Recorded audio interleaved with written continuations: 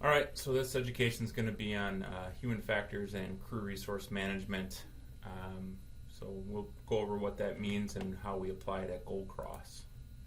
So what is a human factor? A human factor is basically anything that applies information, human behavior, abilities, limitations, and other characteristics to the design of tools, machines, systems, tasks, job, and environments for productive, safe, comfortable, and effective human use.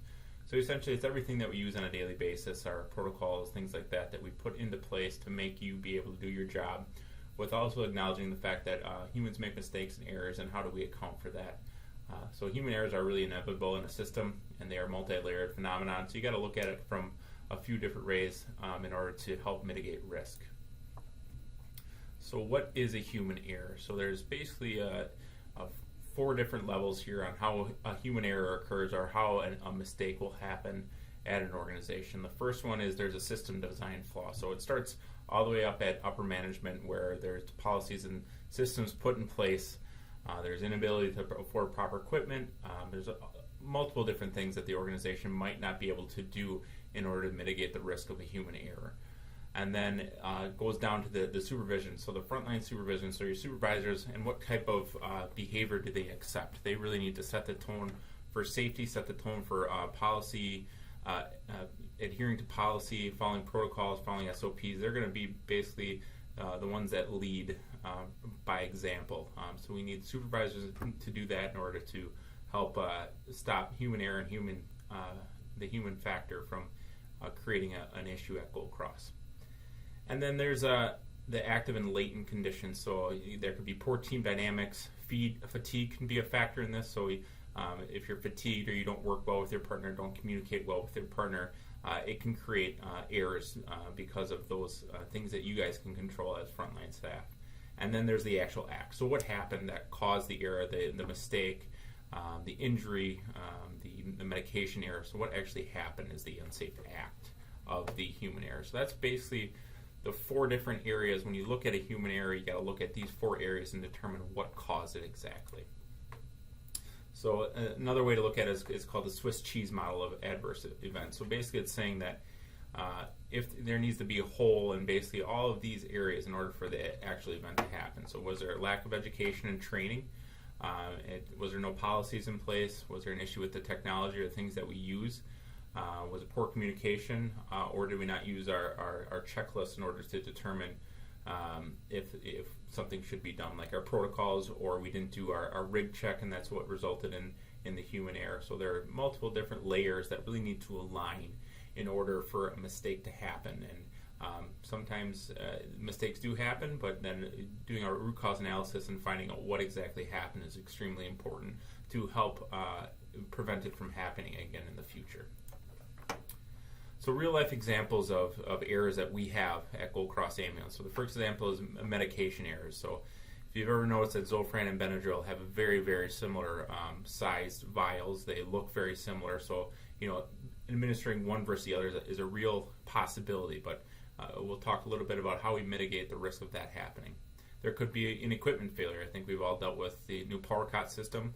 If it's not used properly, there can be a system error, or it's something damaged that wasn't repaired or fixed properly that can cause an error or something bad to happen to our patients or our staff members.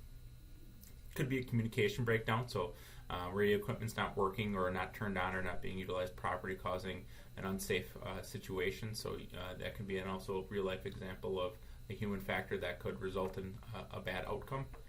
And then the protocol violation, so failure to give Brilinta for a STEMI, or failure to follow your trauma alert protocol and not activating a trauma with the level 2 trauma center is a good example of breakdowns in process that cause a human factor. You decided to not give that medication or follow that protocol.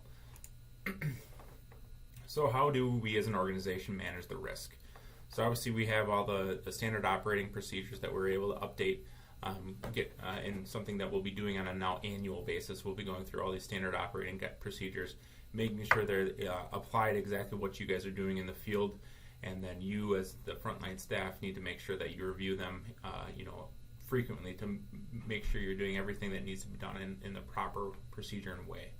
And then we have policies, so our human resources policies that outline how you do specific things and how you follow them and apply them to your day-to-day work. Our patient care protocols are a good example of how we manage risk. So our medical director, Dr. Westphal, obviously says that this is how we should be treating certain types of patients. It gives you a good guideline and then gives you the ability to contact medical control for work outside of that protocol. Obviously, you have to work within your scope of practice and things like that, but that's another great way we mitigate risk and manage risk at our organization. We provide training and education like this so you guys have a good understanding of what needs to be done and how to do it step by step. In person, our supervisors are out and about now on R100, and they're doing a lot of one-on-one education on certain things to make sure that everybody has a good understanding of things and process changes and protocol changes and any changes we have to our posting and our utilization, that as well. And then there's certain checks and balances that you actually have learned throughout your time in EMS. So medication verification, going through your 5 hours of medication verification, making sure you're giving the right medication to the right route, the right time, right dose, and then the right documentation. Make sure you're going for your 5 hours of medication. Clearing intersections, so you as a driver, you're not the only one clearing intersections, so your partner's there helping you navigate and clear intersections. We put certain safety devices in to help your job, to help manage the risks, the power load system, the bender lift, the needles with the self-retracting needle to help manage the human error of a needle stick, and then all the other PPE and other things that we have built into the ambulances and with the ambulances. And then the road safety system that will help. It's active coaching within the ambulances to help you be a better driver and a safer driver and manage that risk of drift towards being a poor driver. So if you think about this, really Just Culture looks at this and helps Gold Cross look at these human errors in a certain way. So human factors really do play a role in the Just Culture algorithm. It starts with that threshold investigation where we look at from top to bottom what happened, what was supposed to happen, why did it happen, and what are we doing as an organization to mitigate the risk. So we're going to look through all of that, determine if it was a human error, was it something that happened by mistake, or was it a system error? I mean, was it something that we have built in? There's not a policy, there's not a SOP in place, or there's not a protocol in place to help manage this risk. So it's something that we'll look at as a system and how can we change that. So that's really going to help manage any human errors and human factors that we look at. It also takes into the fact that a reasonable paramedic put in the same situation. Our job's very dynamic. We get put in situations that we can't predict or control. So we need to be able to put ourselves in the paramedic shoes and determine if a paramedic in a similar situation would make that type of decision again. I think the answer depends on the situation, but at least it will look at that.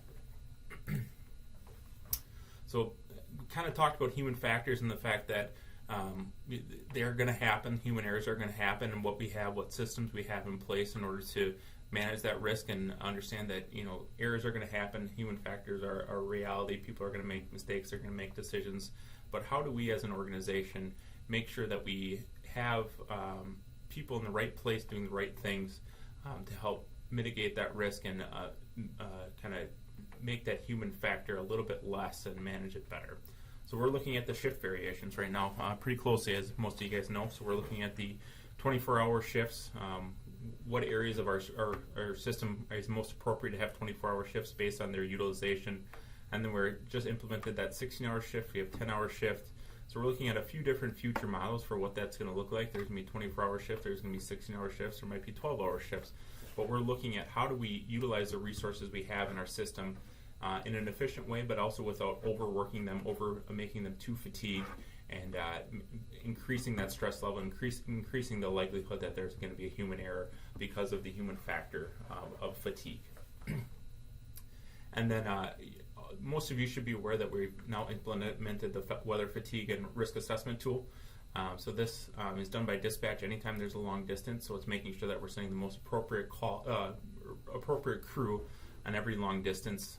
So it's looking at the length of the shift, number of calls you've taken that day, years of experience, and then as well as the weather and a couple other things. But the real important part about this tool is that it's looking at really objective look at the call itself and making sure we're sending a crew and it's safe to do so. So this is a great tool for our dispatch center, good for you guys as the crew members, because every time you go on a long distance, you're going to know that it was vetted properly and that the decision to send you on was looked at very, very closely before just sending you out of town. So we also look at, on a higher level, at our Zoll reporting system. So we look at every single month the 911 breakdown for each unit, the non-911 breakdown for each unit, how many times you're posting on a given shift.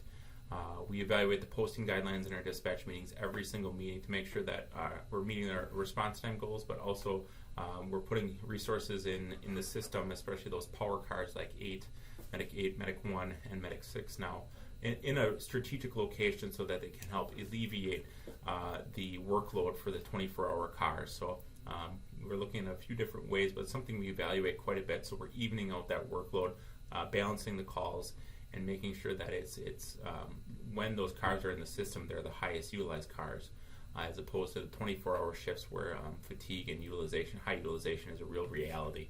We want to make sure we're looking at that quite a bit. So something that is looked at with myself, Mark, and Steve, and also with the dispatchers on a monthly basis. We really look at how we're balancing the calls for all the crews, especially the 24-hour crews that are working those longer shifts.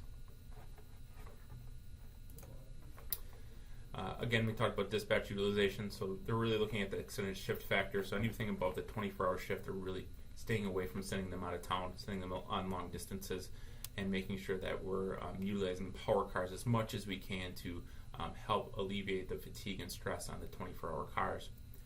We have that after midnight long distance policy, so anything after midnight needs supervisor approval.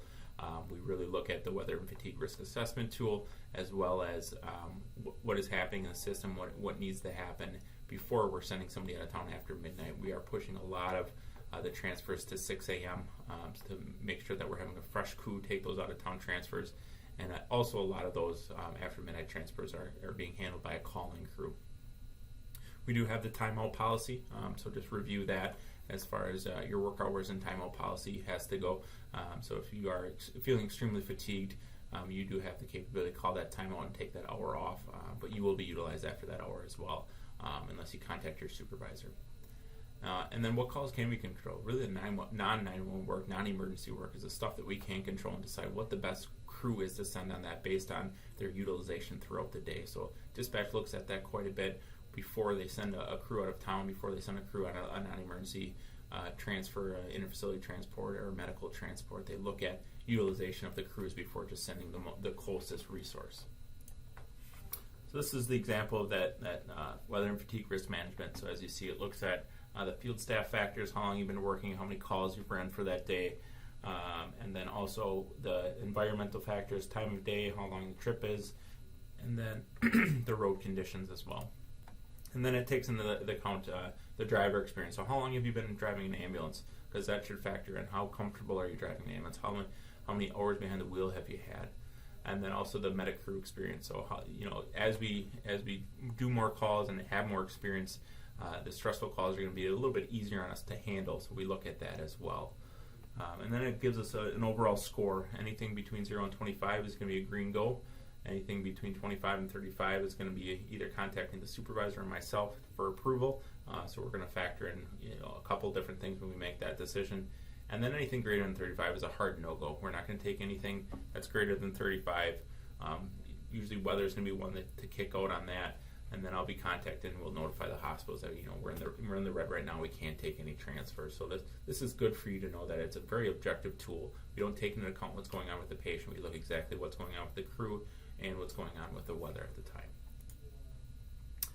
Here are the resources. If you have any further questions about what a human factor is and what exactly Just Culture is, or how we do utilization management, how we manage our resources within our system, feel free to reach out to me. If you have any questions, let me know. Thanks a lot.